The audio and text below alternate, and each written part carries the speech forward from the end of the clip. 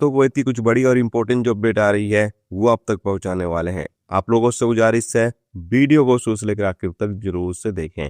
सबसे पहली अपडेट दोस्तों यहाँ पर यह है कि कुवैत मिनिस्ट्री ऑफ हेल्थ की तरफ से अपडेट जारी करके बताया गया है कि बीते रात ईरान के द्वारा जो हमला किया जा रहा है कुवैत के ऊपर, जवाबी कार्रवाई में मलबा रेजिडेंशियल एरिया में गिरा, जिससे एक 11 साल की लड़की घायल हुई और उसको अस्पताल ले जाते वक्त उसकी मौत हो गई है। और बताया गया है कि इससे जान और माल का दोनों का ही नुकसान हुआ है।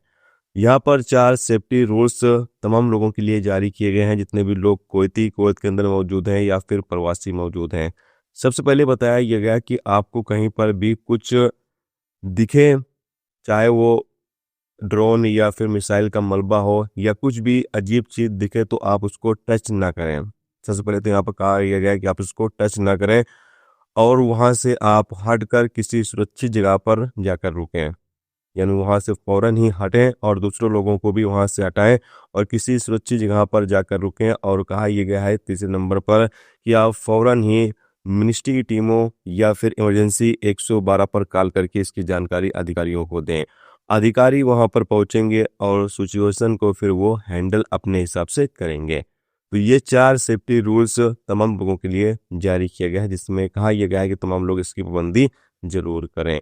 इसके साथ ही दोस्तों बताया यहाँ पर यह गया है कि कुवैत सेना इस समय देश के हवाई क्षेत्र में मिसाइलों और ड्रोन की लहर का सामना कर रही है।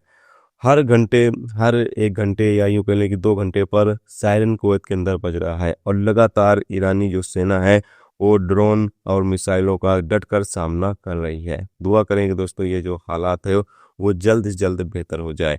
और आपकी जानकारी के लिए बता दें कि कुवैत एयरवेज की तरफ से अपडेट जारी करके बताया यहाँ पर यह गया है कि कुवैत एयरवेज की जो फ्लाइटें हैं वो 6 मार्च तक और ज़्यादा बढ़ा दी गई हैं। 6 मार्च तक कुवैत एयरवेज की जो फ्लाइटें हैं वो रद्द कर दी गई हैं।